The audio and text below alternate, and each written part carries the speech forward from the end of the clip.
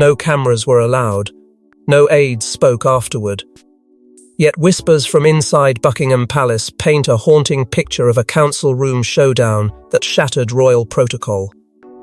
What happened that afternoon shook the monarchy to its core when Princess Anne, often silent but always strategic, finally erupted. This wasn't just a clash of personalities. It was a seismic power move. And it all began with a question no one dared to ask until Camilla did. Before we go deeper into what this really means for the royal family, make sure to subscribe so you don't miss a single update. The mood inside the council room was unlike anything the royals had experienced in recent memory. With the monarchy's stability increasingly questioned and public confidence waning, there had been whispers, urgent ones, that a reset was overdue. Tensions had been mounting for months. Meetings were taking longer, debates more personal, and loyalties stretched beyond recognition. For some, the room symbolized tradition. For others, it had become a battlefield in disguise. And on that particular day, with senior royals gathered in what was supposed to be a closed-door session, the air was thick with unspoken animosity.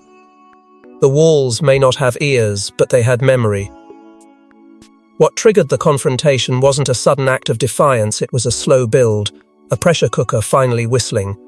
Camilla had, over time, become increasingly assertive. She believed her role demanded more presence, more influence, more authority. She had been signing off on decisions that previously required collective agreement. Shifting schedules, replacing trusted staff, redirecting protocols, and while the king remained caught in the whirlwind of health concerns and international obligations, Camilla had begun to take charge in his absence. Or so she thought. For months, Anne had watched, not passively, but deliberately. She saw Camilla rewrite traditions in ink that had never been hers to use. The quiet notes Anne took, the knowing looks exchanged with William and Catherine, and the whispered conversations in dim corridors were all part of a storm waiting to unleash. No one had truly understood the depths of Anne's patience, nor the fury hidden behind it. She wasn't reactive. She was calculating. And this moment had been approaching like thunder across the hills. As the meeting commenced under the guise of routine updates, Camilla attempted to steer the agenda once again. She spoke over Anne, interrupting with the kind of assertiveness that once went unchecked. But this time, Anne didn't yield. Her voice, sharp and clear, sliced through the room. The air stilled. Advisors froze. Even seasoned aides who had sat through decades of royal tension could feel it. Something irreversible had just happened. That interruption was not a challenge, it was a warning. Every royal in that room could sense the ground shifting beneath them. What Camilla failed to recognize was that she had walked into a room prepared to turn against her. The days of silent tolerance were over. And as the Queen Consort looked around, waiting for anyone to back her, what she found was absence. Not of people, but of allegiance. The tide had turned, and Princess Anne stood at the very center of it, ready to reclaim the balance that had been quietly unraveling behind closed doors. But what Camilla didn't know, what none of them knew, was that Princess Anne had already made her decision long before she stepped into that room. The council room was never meant to be a battleground. Yet as Anne entered with a folder clutched tight to her chest, eyes met, and the air thickened. Something was different. This wasn't the dutiful sister of the past. This was a commander.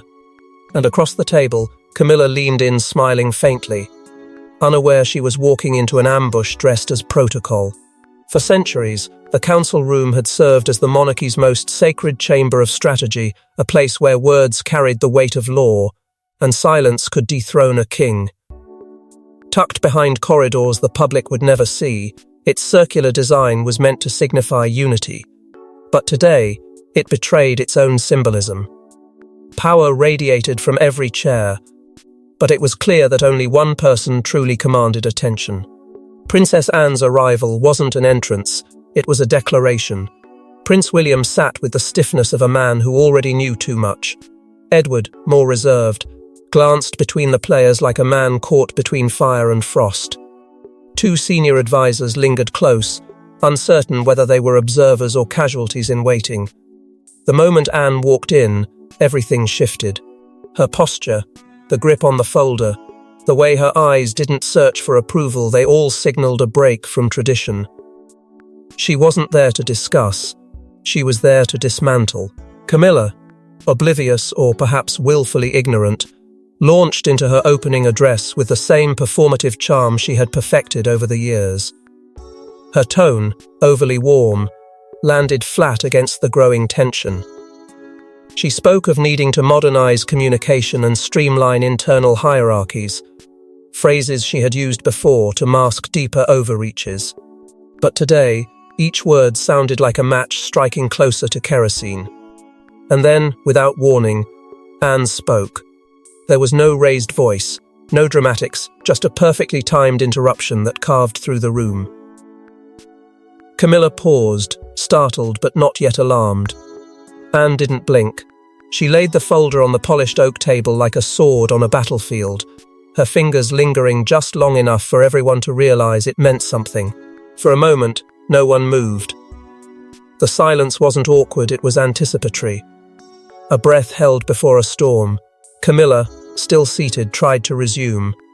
But Anne didn't allow it. Her calm, firm voice overrode Camilla's mid-sentence declaration with a precision that made even the advisors recoil. The Queen Consort had spoken freely for too long, unaware that each misstep had been catalogued. And now, the reckoning was no longer theoretical. It was printed, documented, and sealed. Anne's hand never shook. As she broke the seal and opened the folder, the room leaned forward, not in curiosity but in dread. Whatever was in those pages wasn't just going to challenge Camilla's influence, it was going to ignite a chain reaction with consequences that would echo far beyond those walls. Anne didn't need to shout. She had the evidence, and with it, she had the power. What was inside that folder would not only expose Camilla's overreach, it would set the room ablaze with revelations no one could ignore. It wasn't just a file. It was evidence, a trail of actions and manipulations that Camilla thought were invisible. But Princess Anne had been watching and documenting. What she laid out on that table wasn't speculation, it was a reckoning. And suddenly Camilla realized she wasn't sitting at the head of the table anymore. Anne didn't rush. She let the silence stretch, letting the weight of anticipation press into every corner of the room. Then she began, not with accusation, but with confirmation. Dates. Signatures. Quiet decisions that had never been approved, yet somehow enacted. She spoke of staff abruptly reassigned without royal clearance, of trusted aides removed under vague pretenses, of new faces installed where loyalty had once been unquestioned.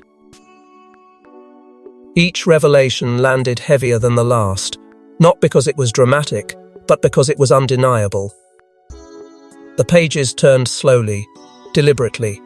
There were notes about appointments subtly redirected, charities nudged into Camilla's orbit, schedules altered to isolate voices that had dared to question her influence. Meeting minutes had been edited after the fact, lines softened, objections erased, entire concerns simply removed as though they had never existed. Anne's voice remained calm, but beneath it ran a current of restrained fury. This was not the voice of a woman guessing. This was the voice of someone who had waited long enough to be certain. Then came the memos. Not meant for public eyes, not even meant for the council. Instructions routed through back channels, directives issued in the king's name that had never crossed his desk. Anne read excerpts aloud, not theatrically, but clinically. Each word peeled another layer from the illusion Camilla had built. It became clear that this wasn't ambition anymore. It was occupation. Authority assumed, power exercised, boundaries erased. Prince William's reaction was immediate and unguarded. His jaw tightened, his hands clenched. This was not palace rumor. This was betrayal in ink. The future king had known something was wrong, had felt it in delayed reports and quiet deflections, but this was the first time he was seeing the architecture of it laid bare. The hurt flashed first, then anger. Not loud, not explosive, but focused. Dangerous in its clarity. Camilla tried to speak. At first she laughed it off, offering polished dismissals, calling it misunderstanding, coincidence, misinterpretation. But the dossier didn't argue back. It simply existed. And with each page Anne placed on the table, Camilla's defenses lost another brick. Her voice wavered. Her denials shortened. The practiced confidence she wore like armor began to fracture, exposing irritation, then fear, then something close to desperation. The advisors had gone still. Not a whisper, not a shuffle. These were people trained to maintain neutrality, to cushion royal conflict with procedure and politeness. But there was nothing to cushion here. They weren't witnessing a disagreement. They were witnessing the collapse of an internal empire. And through it all, Anne stood unmoved. No satisfaction, no triumph, only resolve. She finished not with a flourish, but with a pause. A deliberate closing of the folder. The sound was soft, but it echoed. The kind of echo that marks the end of one reality and the beginning of another. Camilla looked around, perhaps expecting rescue, perhaps expecting someone to challenge what had just been laid bare. No one did, because there was nothing left to dispute. But it wasn't the contents of the file that broke Camilla's hold, it was the next sentence Princess Anne delivered, cold and deliberate. 4 words, spoken without raised voice, yet the room shook as if thunder had cracked through marble. You have no authority here. In one swift stroke, Anne erased Camilla's assumed power. The Queen Consort sat frozen dignity unraveling in real time, as royal order turned on its head. There was no ambiguity left. Anne didn't ask for consensus. She didn't seek approval. She simply stood and delivered a statement of fact. Not an opinion. Not a suggestion. A final verdict. As of this moment, she declared, your access to all strategic council operations is terminated. There was a pause, as if the walls themselves were absorbing the gravity. Camilla's eyes darted across the table, searching for resistance, a rebuttal, anything that would give her grounding. But all she met were faces that had already decided. Her empire had vanished before she could even open her mouth. For years, Camilla had operated in a shadowed corner of royal infrastructure, present but undefined, active but not formally empowered. Her influence had been carved through absence, built on silence and tolerated for the sake of peace. But there had never been a formal title tied to her hand in strategy. Nothing codified, nothing legally sanctioned. Just assumption, and assumption, Anne made clear, was not authority. Camilla opened her mouth, tried to reclaim ground with a protest masked in diplomacy. But Anne was prepared. With surgical precision, she cited royal legal precedent. Paragraphs, dates, signatures. She recited it like scripture.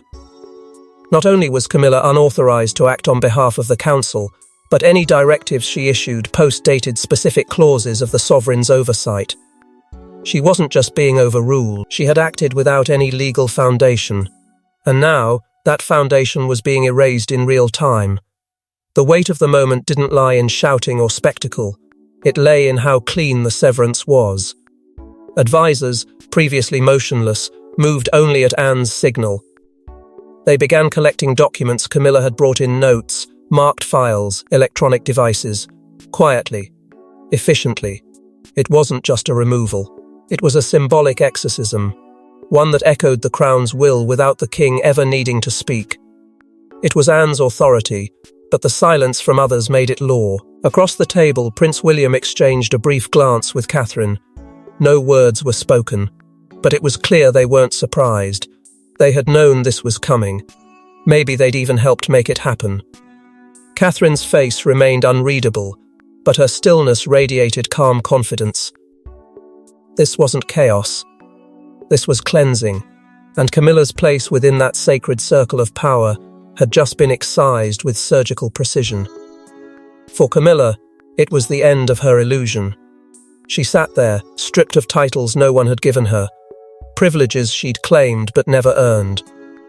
Her position, once propped up by soft deference and strategic ambiguity, had crumbled under the weight of truth, and the woman who had spent years navigating back corridors now found herself standing outside the very doors she thought she had conquered.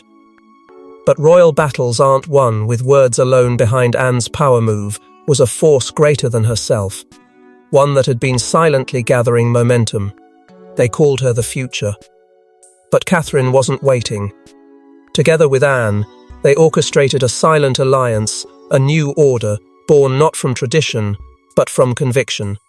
In private corridors and coded messages, they dismantled Camilla's influence brick by brick. And no one saw it coming. What began as quiet understanding between two very different women soon became a force that threatened to upend the monarchy's most guarded power structures. Anne, the resolute warrior forged by duty, and Catherine, the composed strategist shaped by endurance, had little in common on the surface. But what united them was deeper than bloodlines. It was a shared belief that the monarchy must be protected not by those who coveted it, but by those willing to sacrifice for it. While Camilla maneuvered through attention and influence, Anne and Catherine moved in the shadows, never announcing their intentions, only executing them with flawless precision.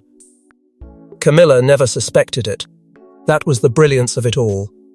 Every time she issued a directive, Anne's aides took note. Every subtle shift in royal communications was quietly tracked by Catherine's press liaisons. Staff loyal to the crown's future, not the Queen Consort's vanity, were strategically placed in positions that allowed information to flow directly to Anne and Catherine without a trace. There were no grand gestures, no fiery showdowns, just careful observation, tactical exposure, and the slow but deliberate erosion of Camilla's power base. Anne had known that confrontation alone wouldn't be enough. The monarchy needed to be rebalanced from within. And so, she began placing Catherine in roles that Camilla had quietly taken for herself. Oversight of royal charities, key ceremonial events, foreign correspondence. Where Camilla once stood for photo opportunities, Catherine was now delivering results. Where Camilla offered presence, Catherine provided structure. The shift was subtle until it wasn't, until the public began noticing, until even the press, once enchanted by Camilla's persona, began calling Catherine the true centre of the royal machine. Anne also taught Catherine what could not be taught in textbooks or tradition: how to weather the fury of court politics without surrendering grace. How to remain the calm within chaos. How to strike with silence and retreat with dignity. In Catherine, Anne saw something the monarchy hadn't seen in decades: a leader who didn't crave the crown, but could carry it without letting it destroy her.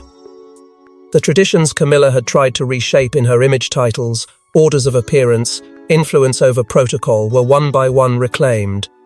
Not loudly, not vengefully, but permanently. A revised procession. A restored council roster. A new code of address. Each shift confirmed what insiders already knew: Camilla's chapter was closing. The crown wasn't just defending itself anymore.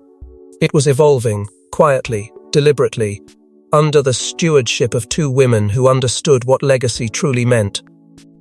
And while the women wove their quiet revolution, one figure remained conspicuously absent: King Charles, who now faced the consequences of looking the other way. For Charles, loyalty had always been complicated. But this was betrayal disguised as duty. His sister and his son standing opposite his wife, and now he was being asked to choose not just between family members, but between legacy and love. The news reached Charles not as a whisper, but a tremor. An aide, pale and hesitant, delivered the report from the council room. Camilla had been publicly challenged, her authority dismantled, her influence reduced to a shadow. And it wasn't a slow erosion, it had happened in a single afternoon. Anne had taken the lead, William had not intervened. Catherine had remained present but silent. The implication was loud enough. This wasn't an act of rebellion, it was a correction. And it demanded a response. Charles sat alone longer than anyone expected. No aides, no advisors, just silence and a slowly unraveling mind. He knew what Camilla had done. He had looked away more than once, dismissing concerns, brushing aside Anne's warnings. He had allowed Camilla to operate in grey areas because it was easier than challenging her. Because she made him feel less alone. Because she fought for space in a monarchy that never wanted her. But now, the cost of that tolerance had arrived, and it wore the face of his own blood. When Anne finally stood before him, she didn't ask permission, she delivered facts. She handed him the dossier, open to the pages that mattered most. There was no anger in her voice, no accusation, just a brutal, unwavering clarity. "You know what this means," she said, not as a challenge, but as an anchor to truth. Charles didn't answer. Not right away. His hands trembled slightly as he flipped through the evidence, the names, the dates, the forged initiatives masked as royal strategy. This wasn't an abstract betrayal anymore. It was written in black and white. Then came William. He didn't come to plead, he came to warn. There would be no royal house propped up by illusion, no future for the crown built on quiet manipulations. "You can defend her," William said, "but if you do, you'll lose us." It wasn't a threat, it was a line in the sand, one that Charles had never imagined his own son would draw, and yet here it was real, immovable, and echoed by the silence between them. The confrontation between Charles and Anne was quieter, but heavier. Years of tension rose to the surface. He reminded her of loyalty. She reminded him of duty. He invoked love. She invoked legacy. And when he tried to speak in hypotheticals, she brought him back to reality. "This isn't about her," Anne said. "It's about the crown. And it's slipping." Charles said nothing. Not because he didn't have words, but because none of them would change what had already been done. His silence wasn't weakness, it was surrender. Not to Anne. Not to William. But to the truth that he could no longer outrun. When he didn't defend Camilla, when he didn't object, didn't demand an apology, the message was clear. The king had chosen the institution over the woman who once gave him strength. And in that quiet moment, Anne knew she had won the war he never wanted to fight. But while Charles hesitated, Camilla wasn't done. She had one final card to play, and it would drag a dark secret from the depths of royal history. Cornered, stripped of power, Camilla made a dangerous move. She threatened exposure. There was something in the royal archives, something about Anne, a secret Charles had buried. But in trying to bring Anne down, Camilla unearthed a truth that only deepened her own exile. In a last-ditch effort to claw back control, Camilla didn't ask for a private audience or appeal for sympathy. She played the only card she had, left a whispered scandal from decades ago. In the presence of two senior aides and a confidante of Charles, she dropped the name of a confidential letter, one allegedly locked away in the royal archives. Its contents, she claimed, would shatter Anne's credibility and discredit everything that had unfolded in the council room. Her tone was razor-sharp, a veiled threat wrapped in faux calm. But the message was unmistakable. Reverse this or risk total humiliation. Charles didn't flinch. William didn't blink. And Anne didn't budge. Because Camilla had just stepped into a trap of her own making. The palace, bound by the gravity of the accusation, quietly initiated a search. Trusted archivists were summoned, and royal aides whispered in back corridors about the supposed letter, an exchange involving a young Anne, a controversial military official, and a choice the family had allegedly buried. Speculation ran wild behind the palace gates. Had Anne made a decision that endangered the crown? Had Charles helped her cover it up? For 48 hours, the walls of monarchy held their breath. But when the letter was finally retrieved, it told a different story, one Camilla never expected. Far from condemning Anne, the letter revealed a deeply personal act of sacrifice. Anne had refused to interfere in a government inquiry, despite pressure to shield a friend of the family. The decision had strained her relationship with her father. The fallout was immense, but she had chosen the crown over comfort. She had remained silent for decades, letting others draw their own conclusions. The truth wasn't scandal, it was integrity. Camilla's attempt to weaponize history had backfired catastrophically. The press caught wind of the search, and within hours, headlines shifted from her downfall to her desperation. Even those once sympathetic to her narrative began distancing themselves. The courtiers who once sat beside her at state functions now avoided her entirely. Her private office grew quiet. Invitations ceased. Her authority had already been stripped now. Her credibility collapsed. In the brutal world of royalty, nothing is more dangerous than becoming irrelevant. And that is exactly what Camilla had become. But the fallout wasn't confined to Camilla alone, because now, the monarchy itself had to face the world and explain what had happened behind locked doors. With Camilla sidelined, a new narrative began to emerge, one curated, deliberate, and radiant with purpose. Catherine wasn't just the Duchess anymore. She was now seated at the heart of royal strategy, flanked by Anne, with the crown's full weight behind her. And the public? They didn't just approve, they celebrated. The transition wasn't announced, it was implied. Palace statements became shorter, colder, carefully edited to omit the name that once hovered in every headline. Camilla's absence from key royal duties wasn't explained, but it didn't need to be. It was clear something had shifted, and for once, the palace's silence spoke volumes. Instead of damage control, the firm embraced redirection. Catherine began appearing in spaces previously reserved for those wielding the most influence. State affairs, military briefings, diplomatic receptions, her schedule filled rapidly, as if she were being prepared not just for visibility, but for authority. Anne remained close by, often behind the scenes but unmistakably present.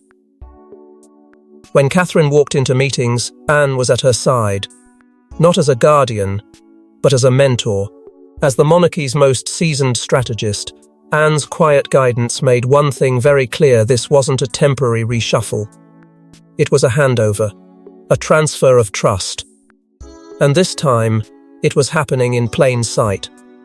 Public perception, which had long danced delicately between sympathy and suspicion, shifted dramatically. The scandals that once threatened to destabilize the monarchy were now reframed as a period of transition, growing pains in the birth of a new order. Polling surged. Coverage praised Catherine's poise, her preparedness, her resilience. But more than that, it celebrated Anne. The public saw her not only as the protector of royal legacy, but as the architect of its survival.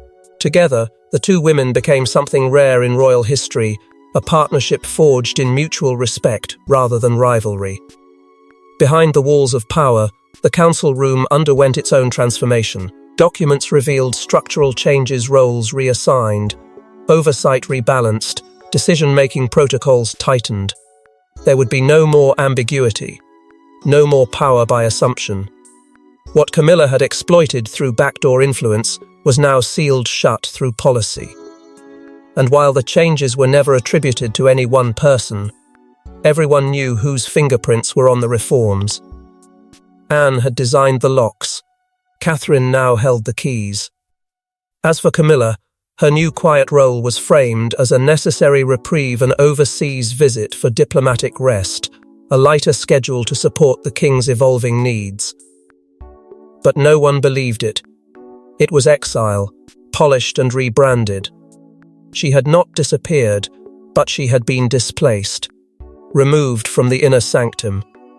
Stripped of reach, her silence wasn't grace, it was strategy, and it came far too late.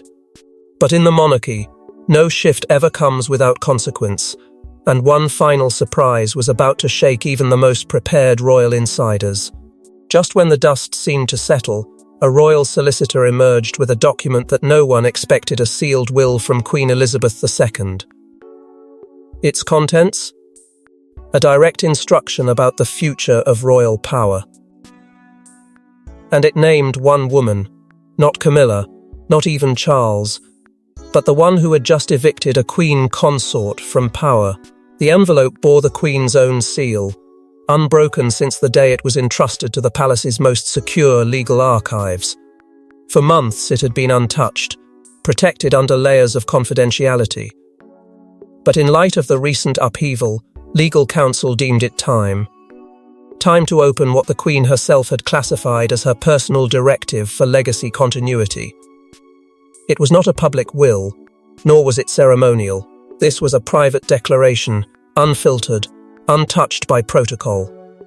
And it stunned everyone who read it. The language was clear, eerily precise. The Queen, in her own hand, named Princess Anne as the executor of all future internal transition plans should the monarchy face crisis or instability following her death. It was Anne, not Charles, who had been entrusted with the authority to guide the institution through turbulence. This document, once verified by the Royal Legal Council and authenticated against archival signatures, left no room for misinterpretation. Anne wasn't just acting on instinct, she was fulfilling the final unspoken wish of her mother. But the shock didn't end there. In a poignant paragraph buried midway through the document, Catherine's name appeared.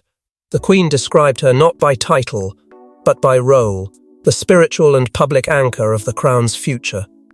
No other royal was described with such emotional gravity. Not Camilla, not even William. The Queen's foresight hadn't just acknowledged Catherine's role, it had elevated it, silently preparing the public for a different kind of leadership, a gentler force, one born from loyalty, humility, and quiet resilience. Charles, upon hearing the contents, reportedly went pale.